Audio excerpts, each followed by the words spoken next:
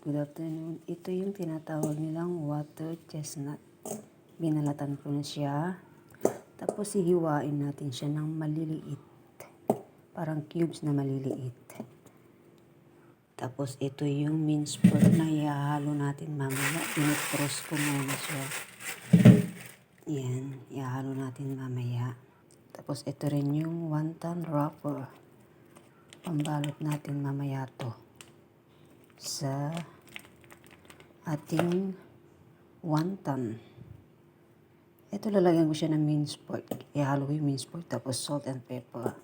Tapos isang egg. Yan. Hiwain ko muna to guys.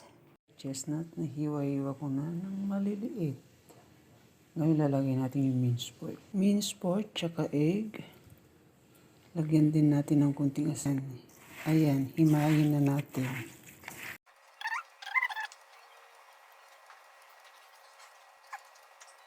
Tapos na, nabalot. Ready to fry na siya.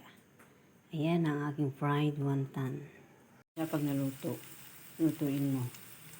Ayun yung naluto na. Kinagatan ko na siya ng isa. Ayan siya. Tinikman ko na siya ng isa. Ang lutong. Fried wonton. Ayan na. Happy na si Amo. Kung hindi ko pa binuksan yung WhatsApp ko, hindi ko makikita yung message niya. Nag-rush akong nagbalat.